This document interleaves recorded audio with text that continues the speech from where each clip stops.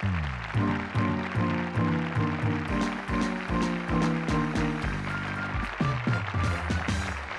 शेखर, ये क्या हो रहा है? इतनी तेज हवा, आज ये प्रोग्राम होगी कि नहीं? अरे ये कोई मामूली हवा नहीं है दोस्त, ये इन दिनों सब कुछ बहा ले जाने वाली क्रिकेट की हवा है। इसके तेज झोंकों के आगे किसी भी चैनल पे अच्छे से अच्छे प्रोग्राम तक नहीं टिक पा रहे, तो हम किस खेत की मूली है? अरे वैसे तो इतनी बातें बनाते हो, आज इस तूफान का कोई इलाज है? अरे घबराओ मत मेरे बच्चों, घबराओ मत। इस क्रिकेटी तूफान से आज वो ही प्रोग्राम बच सकता है जो इसी की लैंग्वेज में बात करे। House that? देखा कैसे तूफान को आउट कर दिया? ओ पापा जी तुसी छा गए। बंद करो ये बकवास। पापा जी तुसी छा गए। मुझे मूड मूड की चमचागिरी बिल्कुल पसंद नहीं है। पापा जी तुसी होप हो पोप हो तोप हो। Come on, let's not waste time. शुरू की तुम ऐसा करो, तुम मिड ऑन संभाल लो, और सुरिंदर चूंकि आज तुम बहुत सिली सिली बातें कर रहे हो, इसलिए सिली पॉइंट में जाके तबला बजाओ, और बेन तुम कीबोर्ड से आज स्कोर बोर्ड का काम लो, और सिल्वेस्टर तुम डी फाइन लेग में जाके ड्रम पकड़ लो, और क्लेवर तुम क्लेवरली गली में जाके गले में गिटार लगाकर कुछ भी अगड़म शगड़म बजाओ। ओवर शुरू होने से पहले मैं बता दूं कि आज मेरी गेंदों का सामना करेंगे हमारे पेविलियन में आ चुके हमारे मेहमान बल्लेबाज वर्षा लालवानी और Dilip Joshi. But before that, give a hearty applause to Sharuki and his fielders. मैं डरता रब रब करता, मैं डरता।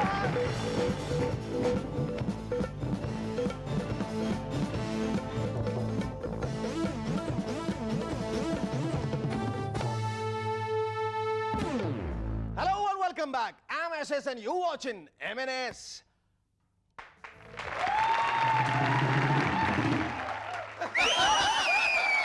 Okay, that's enough. I don't like so much of adulation. Let's have some discipline now, all right? Yeah. दोस्तों पिछले दिनों खबर लगी कि सोनिया जी का अचानक गला बैठ गया, जिस वजह से उन्हें पूरे 3-4 दिन मौन धारण करना पड़ा। सोनिया जी के हिमायती लालू जी को उनकी इस बेबसी पे बहुत फील हुआ। सोनिया बहन, चुनाव की बेला में भाषण को भी नहीं रुकना चाहिए। अरे गला ही बैठा था ना, गले के साथ साथ आप तो ना बैठे। आप अपना भाषण में खाली मुंह चलाते रहिए और आपकी डबिंग हमरी रबड़ी कर देगी। देखिए हंसने का बात नहीं। अरे भाई जब टाइटैनिक फिल्म हिंदी में डब हो सकती है तो आपका भसड़वा काहे नहीं हो सकता? आइए अब सुनते हैं सोनिया जी का भाषण राबड़ी देवी जी की आवाज में, जिसके बोल लिखे हैं लालू प्रसाद यादव ने। पसंद करते हैं झुमरी तलिया से टप्पू, मिन्नी, रम्मी, बिट्टू, शीला, टिंकी, पिंकी, रिंकी, उनके मम्मी पापा और बहुत सारे साथी। प्राण प्रिय जनता, हम इटली में पैदा हुई, इसमें हमरा का कसूर? काहे दिल्ली में बैठे भी हमरी दिल्ली है हमसे दूर। देखिए ना, हमारा 2 बच्चा तो दिल्ली में ही पैदा हुआ ना, अब फिर राम राज्य और रोम राज्य में एक मात्रा का फर्क है। मतरवा हटा दीजिए, झंझटवा खत्म। और सच बात तो ये है कि राम हमारे रोम रोम में बसे हुआ है।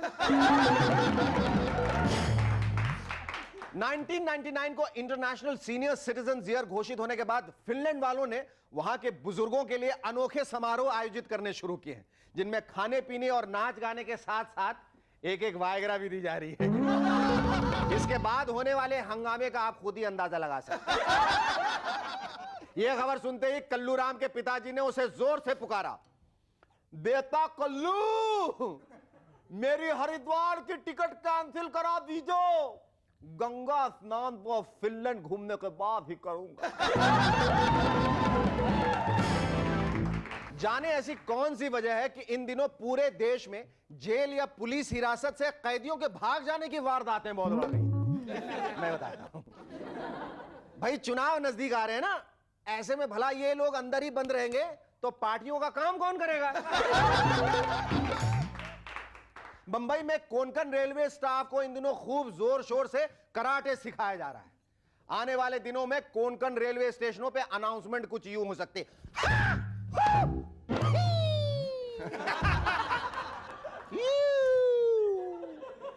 Konkan railway welcomes you. सब गाड़ियां पहले की तरह 10 से 15 घंटे लेट चल रही हैं। होने वाली असुविधा के लिए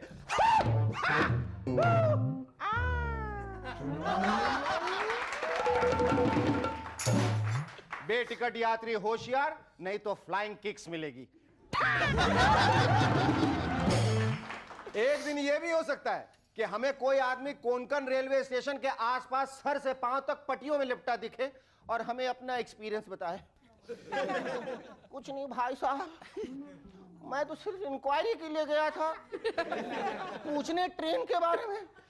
इन्हें लगा मैं पूछ रहा हूं इनकी ट्रेनिंग के बारे में। बस मेरे ऊपर हु हा ही तू पता नहीं क्या कर दिया।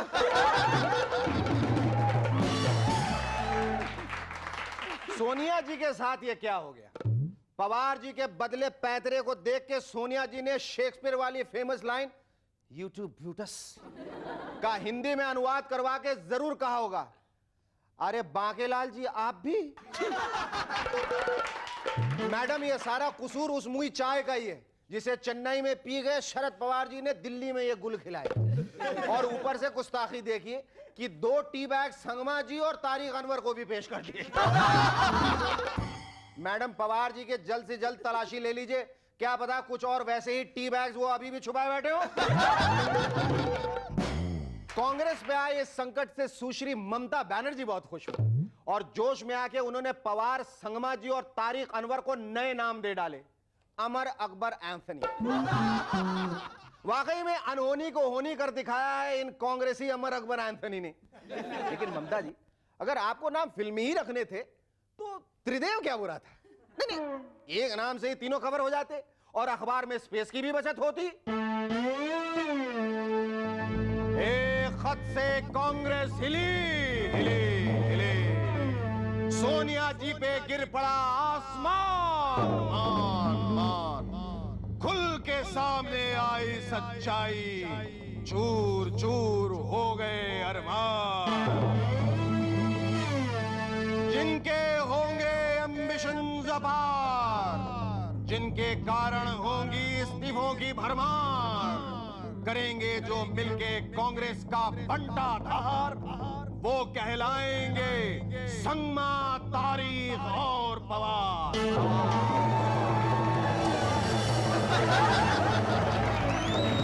मूवर्स एंड शेकर्स में आज की हमारी पहली मेहमान एक छोटी सी नन्ही सी प्यारी सी बच्ची हैं जिसे आपने फिल्म दुश्मन में देखा और सराहा भी। Ladies and gentleman please welcome Varsha Lalwani.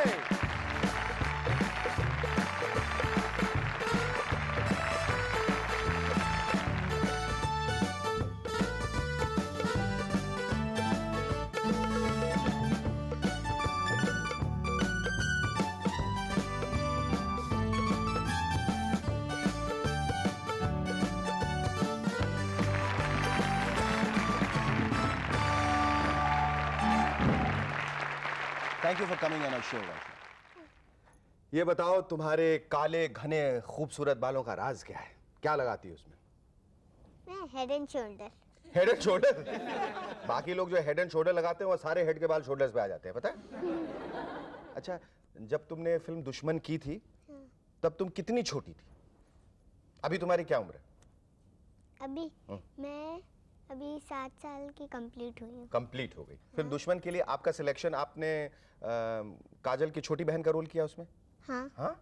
तो आपको जब ये खबर मिली, ये न्यूज़ मिली कि आपको काजल की छोटी बहन का रोल करना है तो आप बहुत खुश हुई? हाँ, बहुत खुश हुई। बहुत खुशी।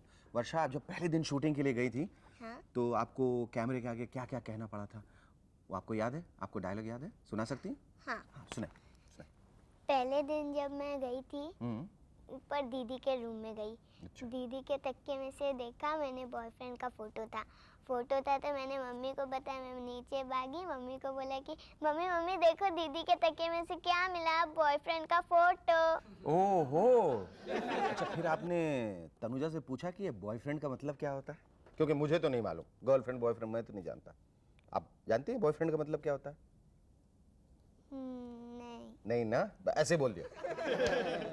अच्छा, दुश्मन फिल्म में एक पोएम था। हाँ। है ना? हाँ। वो आशुतोष राणा ने आपको सिखाया था। हाँ। हम एक छोटा सा ब्रेक लेंगे, ब्रेक के बाद जब हम लोग वापस आएंगे तो वो पोएम जो आप सब लोगों को सुनाइएगा। Okay? Don't go away, stay with us. We'll be back in a moment to chat some more with Varsha Lalwani.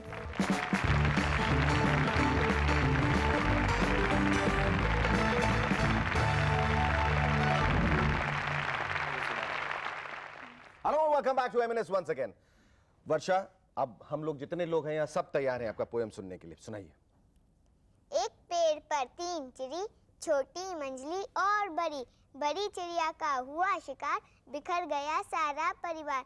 दुष्टबाज ने पाके मौका, छोटी को भी लिया उठाए, पकड़ के पंजों में छोटी को जालिम ने मंजली से कहा, हा हा हा हा हा हा हा हा हा। इस चुटकी से पेट भरे ना, तू खुद चल मेरे पास आ, वरना एक एक करके सारे पंख इसके मैं दूंगा जला। हा हा हा हा हा हा हा हा हा।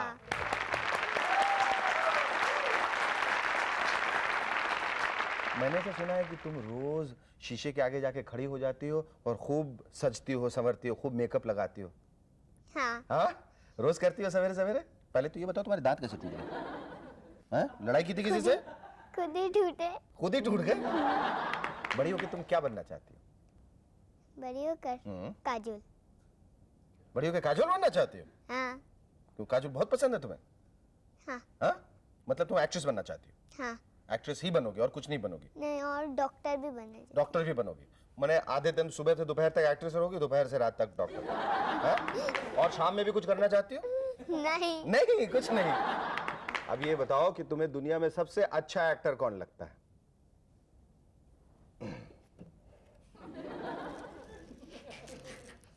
अब सोचो और बताओ। अभी भी सोच रही हो? ये लो, अब बताओ। शेखर सुमन।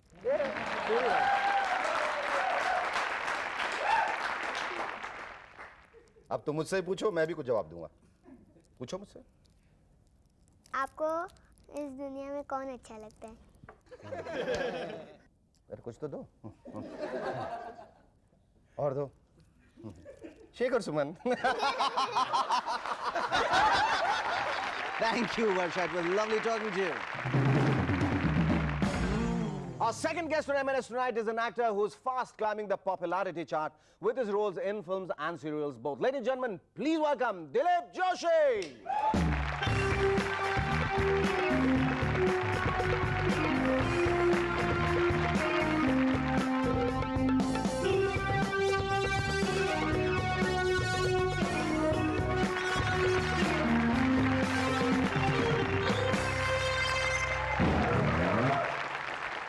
दिलीप, आई बिलीव तुम्हारी अपनी एक ट्रैवल एजेंसी थी या है? हाँ, क्या थी। वहीं से तुमने अपनी एक्टिंग की टिकट कटाई?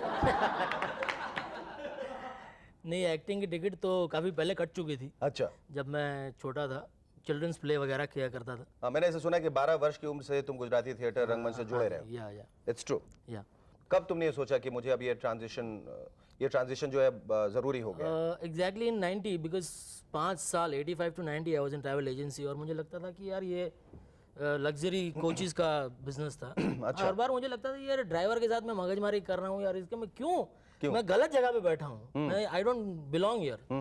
फिर एक दिन तय किया कि बस अभी एक्टिंग ही। दिलीप, तुम्हारे हिसाब से एक एक्टर की क्या परिभाषा है? जैसे बहुत क्लिशे टर्म्स लोग उसको डिफाइन करते हैं, actor ACTOR, acting, concentration, timing, originality, rhythm. तुम्हारे हिसाब से क्या है? मेरे हिसाब से मैं बिलीव करता हूँ कि इट्स बिहेविंग। मतलब जब आप एक्ट करते हैं तो लगना नहीं चाहिए अरे वाह क्या एक्टिंग की है। लोग कहते हैं वाह क्या एक्टिंग की है। एक्टिंग की है, वो एक्टिंग नहीं लगनी चाहिए। एक्टिंग नहीं। वो किरदार मतलब रियल किरदार लगना चाहिए। How do you feel when people like Amitabh Bachchan and Govinda react to your performance and they come and compliment you कि मैंने आपको पहचाना और आप बहुत अच्छा करते हैं? How do you feel? Well, I was floored totally. मतलब I've never expected that. ये गोविंदा जी के साथ तो मतलब it was a tremendous incident. You play a South Indian character in this serial called क्या बात है? क्या बात है? So I was shooting in Kamalistan और मैं घर पे आ रहा था, पैकअप हो गया था, तो गोविंदा जी वहाँ से किसी और शूटिंग के लिए जा रहे थे मेकअप रूम से निकल के, और तभी मैंने हीरो नंबर 1 देखी थी। तो मुझे पता नहीं क्या हुआ, मैं गया, मैं सर आप बहुत अच्छी एक्टिंग करते हैं, आपकी टाइमिंग बहुत बढ़िया है and I am your fan. उन्होंने मेरी ओर देखा पहले तो या हाँ एज कोई फैन मिलता है वो सब, हाँ। फिर बोला अरे 1 मिनट, अरे तुम तो वही हो ना जो साउथ इंडियन का रोल करते हो रमेश सिप्पी की सीरियल में। अरे यू आर वेरी गुड, गले मिल यार. The other thing, Mr. Bachchan, recently I was shooting in Hyderabad, Ramoji Rao Film City. So he met me. I mean, he just came to see our shooting. तो Paresh Rawal and me were coming back home. तो गाड़ी में हम लोग बैठ के आ रहे थे, इतने में बच्चन साहब आए. तो नेचुरली हम लोग गाड़ी खड़ी करके नीचे उतर गए. तो पहले परेश जी उतरे, उन्होंने हेलो किया. मैं साइड में खड़ा था ऐसे ही, मतलब क्या कहेंगे, इतने बड़े स्टार हैं. तो उन्होंने सामने से मुझे हेलो किया. तो I was like hello Dilip Joshi, and he like या अमिताभ. सो आई सेड क्या सर आप भी लाइक के नहीं, आप बहुत अच्छे कलाकार हैं. And मैं बोला एक सेकंड मैं कहाँ हूँ. तो मैं बोल नहीं पाया, लेकिन एक क्वेश्चन मार्क मेरे फेस पे आया कि आपको कैसे पता. तो वो समझ गए. उन्होंने कहा कि नहीं, टीवी पे हमने आपको बहुत देखा है और अच्छा काम करते हैं, so keep it up and get going like. अच्छा Dilip, you also done a number of films and you have done 2 major films with Rajshri. We'll take a short break, after which you tell us about the experience of working with Rajshri. Stay with us, we'll be back in a moment to chat some more with Dilip Joshi.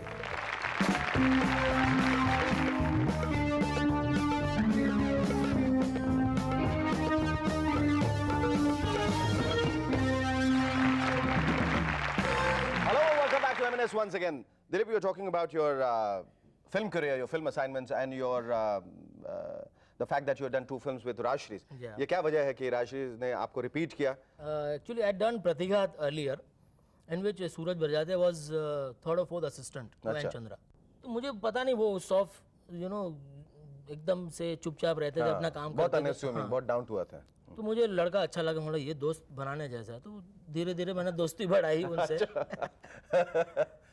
तो फिर वो तो वहाँ shooting खत्म हो गया 2-3 दिन. उसके बाद उन्होंने जब मैंने प्यार किया प्लान की, तो उनका फ़ोन आया मुझे कि दिलीप मैं एक फ़िल्म बना रहा हूँ. अच्छा, तभी तक मुझे पता नहीं है कि ये राष्ट्रीय वाले हैं. अच्छा.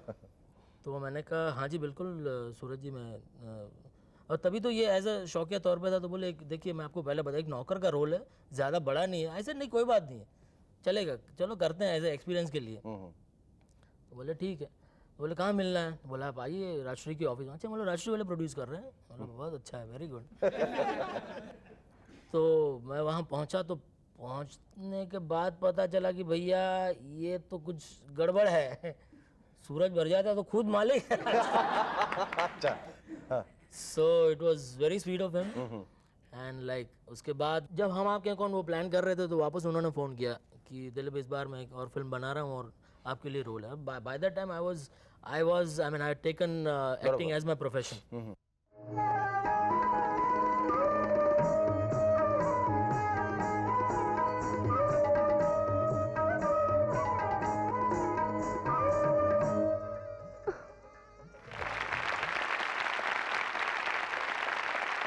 Okay, talk about your this very interesting film which you are doing called Sar Aankhon Pe. Little later, but before that, tell us quickly all about the serials which you are doing. अभी जो चल रहा है सोनी पे है, हम सब एक हैं. हम सब एक हैं. अरे 7 अजूबे इस दुनिया में, 8वां हीरा चंद गुटका. अरे कुछ भी कर लो हीरा से नहीं और किसी का छुटका. ओ हो हो. Now, let's talk about the film which you are doing, Sar Aankhon Pe, which is very different kind of film. Yeah, actually we started that film about 3 years back. Uh-huh. And first time Vivek narrated the story to me and he says कि ऐसी ऐसी कहानी है. ऐसे बहुत बढ़िया कहानी है ये तो, वेरी नाइस. He says कि जो ओल्ड मैन का रोल है वो मैं तुम्हें देना चाहता हूँ. तो मन में मैंने सोचा यार इसको सुबह से कोई मिला नहीं है. तो मैंने ज्ञान जी से पूछा, ज्ञान जी यार वाकई में ये सीरियस मामला. बोला हाँ. फिर सब रीडिंग हुई, मेकअप ट्राई किया. Finally we started shooting. And lastly, Dilip, what do you want to achieve as an actor in life? Have you set out for something to achieve? No, I'm not an ambitious person basically, but अच्छा काम करना चाहता हूँ, अच्छे लोगों के साथ काम करना चाहता हूँ और अच्छी इज्जत कमाना चाहता हूँ. And I think you will have lots of izzat in the future coming your way. Thank you. Lovely talking to you.